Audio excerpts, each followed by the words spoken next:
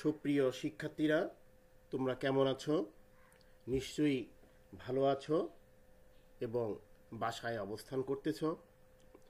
করোনার এই মহামারীতে তোমাদের ক্লাস একদমই হচ্ছে না, বিদ্যালয় বন্ধ আছে।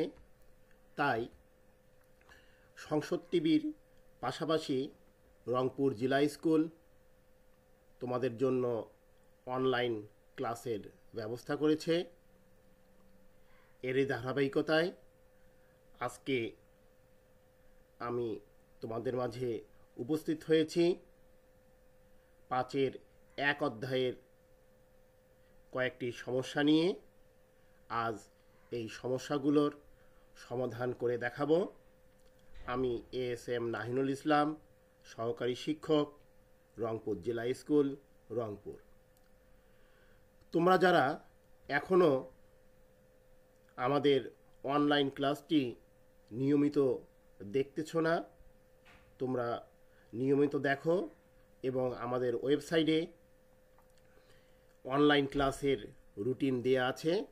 তোমরা রুটিন অনুযায়ী আমাদের ক্লাসগুলো করো, তাহলে তোমাদের যে সমস্যাগুলো থাকবে তা নিশ্চয়ই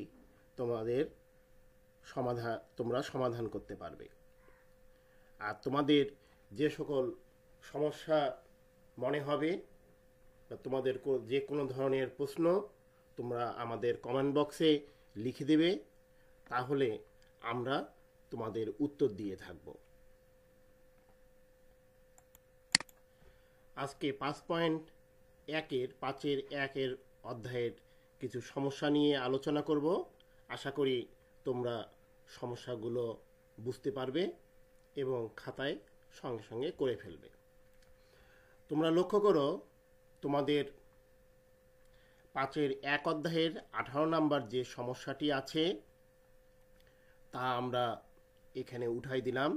2 অঙ্ক বিশিষ্ট একটি সংখ্যার অঙ্কদ্বয়ের সমষ্টি 9। অঙ্ক দুইটি স্থান বিনিময় করলে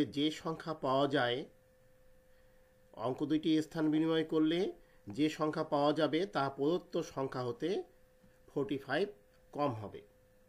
আমাদের সংখ্যাটি নির্ণয় করতে হবে। আমরা ধরে নেই যে একক স্থানীয় অঙ্ক x, তাহলে দশক স্থানীয় অঙ্ক হবে 9 - x। অনেক সময় তোমরা এখানে y ধরে নাও, সেভাবেও আমরা করতে পারবো। এখন সংখ্যাটি আমরা তৈরি করি। 10 × দশক স্থানীয় অঙ্ক প্লাস একক স্থানীয় অঙ্ক।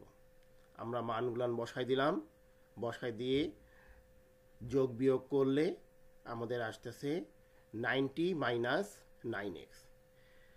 এবার সংখ্যা দুটি যদি স্থান বিনিময় করে তাহলে সংখ্যাটি কীরকম হবে?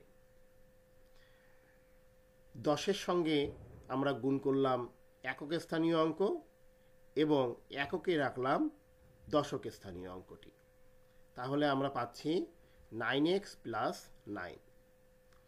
সত্য অনুসারে দেয়া ছিল যে স্থান বিনিময় করলে যে সংখ্যা পাওয়া যায় তা প্রদত্ত সংখ্যা হতে 45 কম হবে। তাহলে প্রদত্ত সংখ্যা হচ্ছে 90 - 9x। এখান থেকে যদি আমি 45 বিয়োগ করি তাহলে স্থান বিনিময়কৃত সংখ্যাটি আমরা পেয়ে যাব। এই কারণে আমরা ইকুয়াল দিয়ে 9x + 9 লিখলাম। এখন আমরা পক্ষান্তর করে যোগ বিয়োগ করতেছি, তাহলে আমরা x এর মান পাচ্ছি 2। অতএব একক স্থানীয় অঙ্ক হচ্ছে 2 এবং দশক স্থানীয় অঙ্ক 9 - 2 = 7। তাহলে সংখ্যাটি হবে 90 - 9x। x এর মান যেহেতু 2, আমরা এখানে ক্যালকুলেশন করে দিলাম। 90 - 18 = 72। আশা করি তোমরা সমস্যাটি বুঝতে পেরেছ। এভাবে তোমরা সমাধান করে ফেলবে। আমরা এবার পরবর্তী সমস্যাটি লক্ষ্য করব।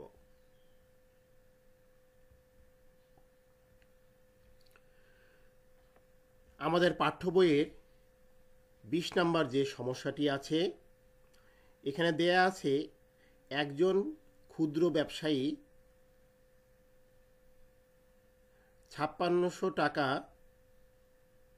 বিনিয়োগ করে 1 বছর পর কিছু টাকার উপর 5% এবং অবশিষ্ট টাকার উপর 4% লাভ করলেন। মোট 2,500 টাকা লাভ করলে তিনি কত টাকার উপর 5% লাভ করলেন?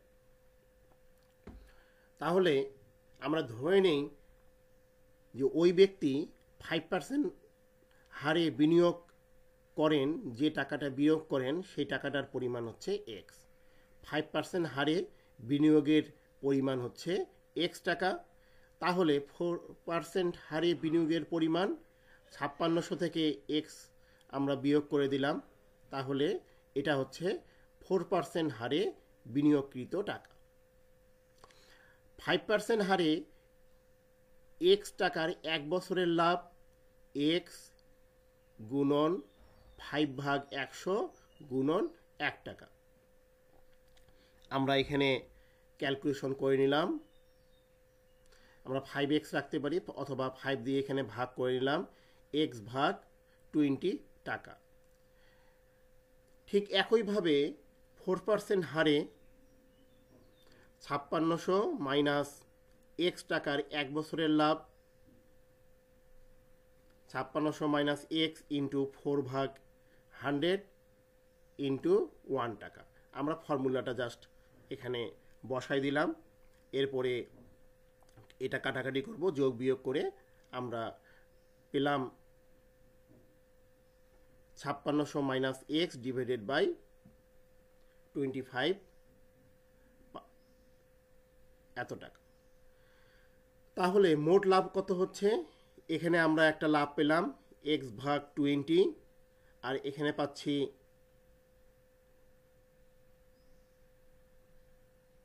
5600 মাইনাস এক্স ডিভাইডেড বাই 25। মোট লাভের পরিমাণ হলো এটা।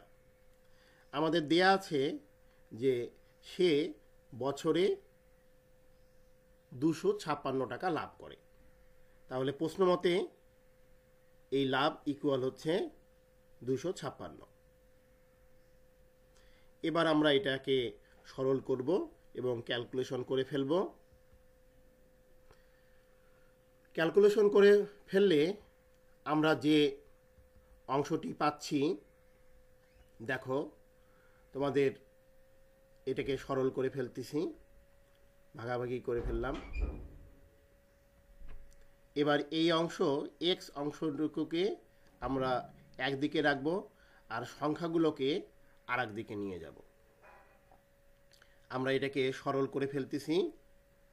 সরল করে ফেললে দুটার লসাগু হচ্ছে 100, 5x মাইনাস 4x, এক্স এখন কোনাকুনি গুণ করে দিলাম, এক্স ইকুয়াল পাচ্ছি 3200 টাকা। তাহলে আমরা প্রথমে ধরে নিয়েছিলাম যে 5% হারে এক্স টাকা বিনিয়োগ করে, তাহলে ওই ব্যক্তি 5% হারে 3200 টাকা বিনিয়োগ করেন। উত্তর 3200 টাকা। আশা করি তোমরা বুঝতে পেরেছ। এবার আমরা পরবর্তী সমস্যাটি সমাধান করার চেষ্টা করব। এখানে দেয়া আছে একটি লঞ্চে যাত্রীর সংখ্যা 47, মাথাপিছু কেবিন ভাড়া ডেকের ভাড়া দ্বিগুণ, ডেকের ভাড়া 30 টাকা এবং মোট ভাড়া 1680 টাকা। তবে কেবিনের যাত্রীর সংখ্যা কত? এখানে দেয়া আছে ডেকের ভাড়া 30 টাকা, তাহলে কেবিন ভাড়া কত হবে? এর দ্বিগুণ 60 টাকা। কেবিনের যাত্রীর সংখ্যা এক্স, তাহলে ডেকের যাত্রীর সংখ্যা 47 মাইনাস এক্স। কেবিনের ভাড়া মোট কত ভাড়া পাওয়া যাচ্ছে? এক্সের সঙ্গে আমরা যদি এই 60 গুণ করে দেই, তাহলে কেবিনে যে যাত্রীরা যাচ্ছে তাদের মোট ভাড়া আমরা পাচ্ছি 60 ইন্টু এক্স। ঠিক একইভাবে ডেকের ভাড়া পাচ্ছি 30 ইন্টু 47 মাইনাস এক্স। তাহলে মোট আমরা কত ভাড়া পেলাম? 60x প্লাস 1410 টাকা মাইনাস 30x, মোট 30x প্লাস 1410 টাকা। প্রশ্নমতে এই টাকার পরিমাণটাই হচ্ছে 1680 টাকার সমান। আমরা প্রশ্নমতে ইকুয়াল করে দিলাম। এখন চলরাশিটি বাম দিকে রাখতেছি এবং ধ্রুবপদটাকে আমরা ডান দিকে নিয়ে গেলাম। নিয়ে গিয়ে এটাকে ক্যালকুলেশন করলে আমরা পাচ্ছি 270 টাকা। এটাকে 30 দিয়ে ভাগ করলাম, এক্স ইকুয়াল 9। তাহলে কেবিনের যাত্রীর সংখ্যা হচ্ছে 9। উত্তর যাত্রীর সংখ্যা 9। এখানে জন হয়ে গেছে, আমরা সংখ্যা দিলে জন দেব না। আশা করি তোমরা সমস্যাটি বুঝতে পেরেছ।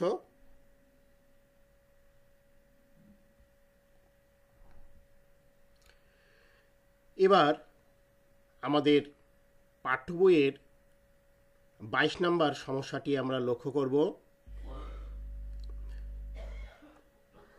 এখানে বলা আছে যে 120টি 25 পয়সার মুদ্রা এবং 50 পয়সার মুদ্রা 35 টাকা হলে মোট কোন প্রকারের মুদ্রা কতটি আছে নির্ণয় করতে হবে। আমরা ধরে নিলাম 25 পয়সার মুদ্রা আছে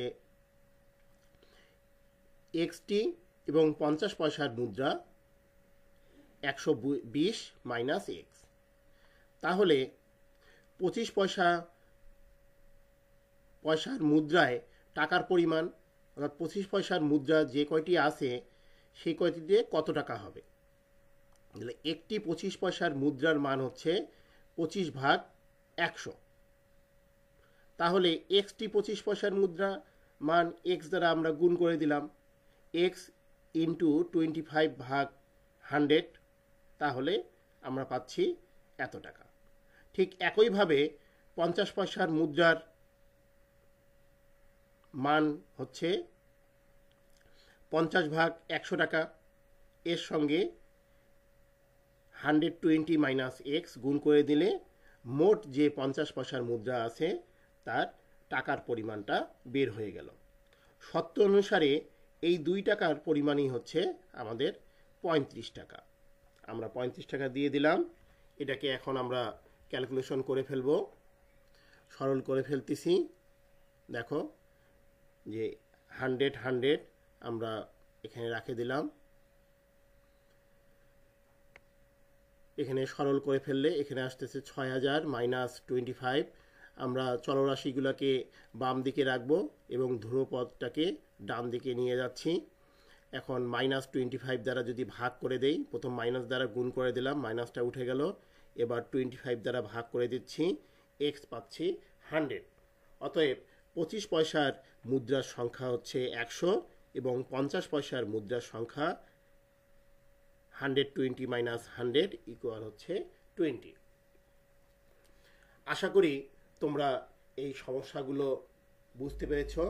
আজকে আমরা যে সমস্যাগুলো নিয়ে আলোচনা করলাম খুবই গুরুত্বপূর্ণ। এই সমস্যাগুলো অনেক সময় পরীক্ষায় এই সমস্যাগুলো সৃজনশীল আকারে আসে, যে কারণে এই সমস্যাগুলো তোমরা ভালো করে সমাধান করবে, যেন এই আকারের যতগুলো সমস্যা পরীক্ষায় আসবে যেন তা তোমরা সমাধান করতে পারো। আজকের মতো এখানেই পাঠ সমাপ্ত ঘোষণা করতেছি।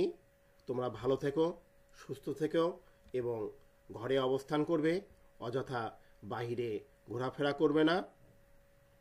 করোনার দুর্যোগ শেষ হলে আবারও আমরা বিদ্যালয়ে তোমাদের পাঠ দেব। খোদা হাফেজ।